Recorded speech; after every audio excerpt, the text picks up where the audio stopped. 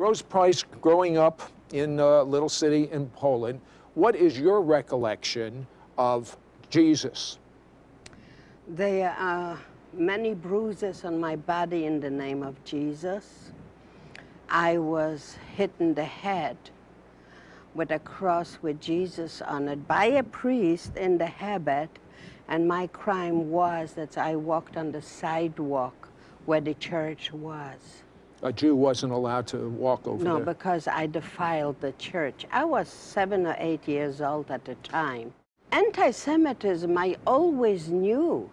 I was called Christ killer. I was called dirty Jew. I was hit with stones when I would go to the Polish school. So I knew I was different. And then in 1939, September 1, then it really was happening. That's when Germany invaded Poland. And with a short time, we were thrown out of school. We were thrown out. What were you told when you were thrown out of school? Actually, we were told never to come back. Like, you Jews do not come back to the school anymore. And the next thing, we were thrown out of our home into the ghetto.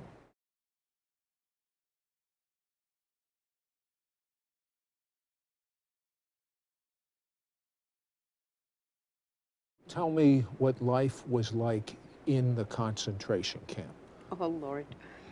Well, we worked sometimes around the clock. We were constantly beaten. We had to make so many boxes a day of ammunition. And if not, you never left the machine. You had to make it. If you had to stay a whole week without stop. Our food consisted on one slice of bread, 1/4 of an inch thick, and 1 cup of coffee, and sometimes a cup of soup. The torches, every Saturday afternoon, we would be marched up to the upper room. And this is what they called it, the upper room. And everything I want you to know was done in the name of Jesus.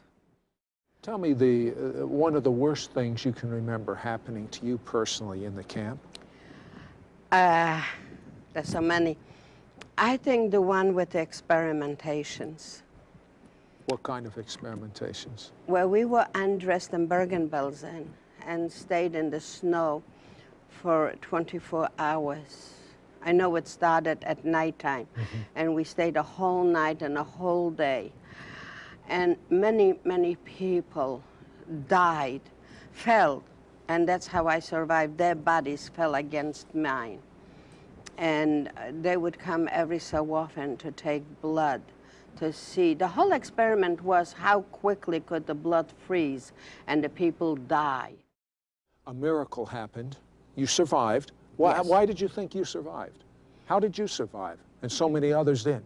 Well, for many, many years, I was asking the same question, why is God punishing me? Because I felt so guilty of surviving. There were more worthy people than I to survive. You come to America, you get married, you become active in the synagogue right across the street. You were what, were you the president? I worked up to presidency. So if you're not even believing in God, why were you in the synagogue? I was a good social Jew.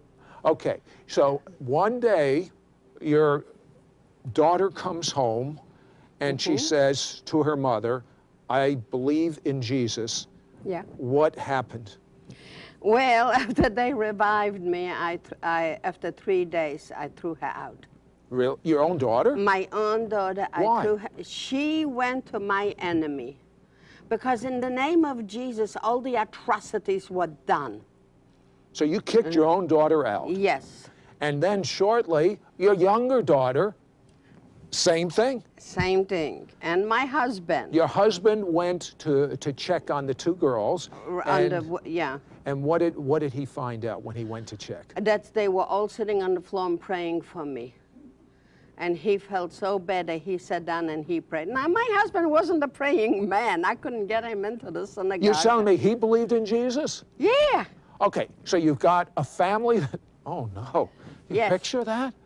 She's got her whole family now believes in Jesus. Did you go to the rabbi for help? Oh, yes.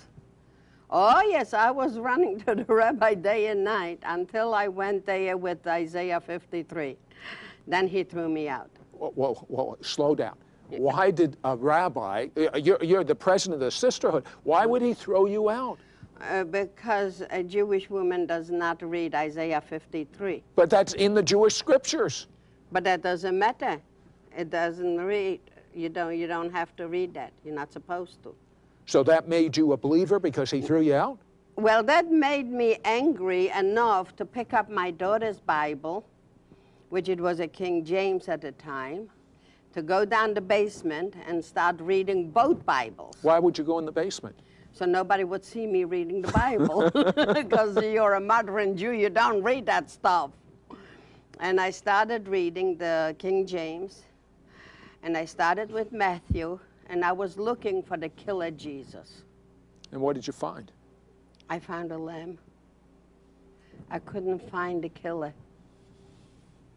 You know, he loved us so much.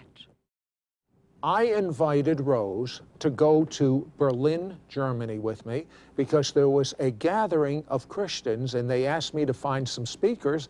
I suggested Rose Praiss. She did not want to go. Why didn't you want to go, Rose? To go back to that accursed land, to Germany, speak on forgiveness?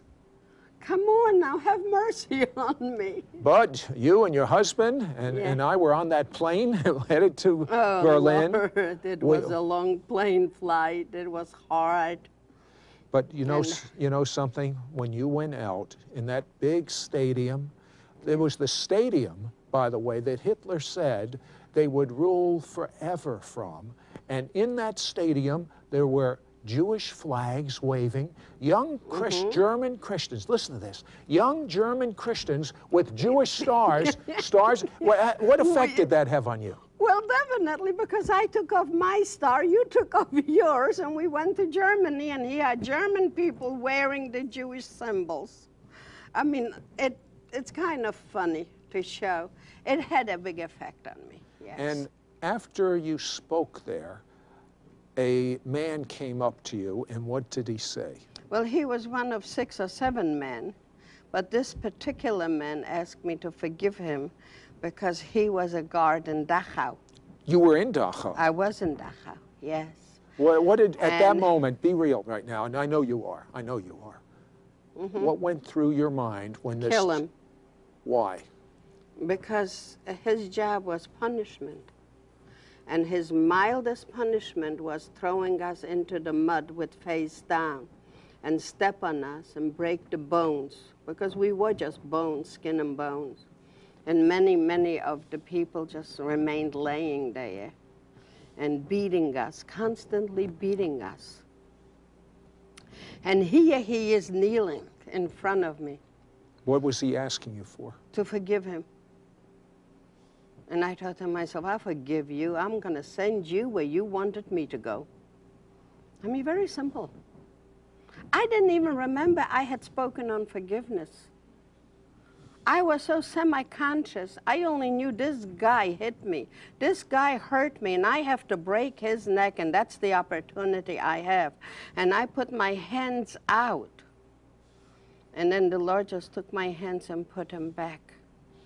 That's when Peter, Corrie ten Boom's nephew, dubbed me the Jewish Corrie ten Boom, when he saw my hands going back. So your hands went back, and then what? Back this way. And then what happened?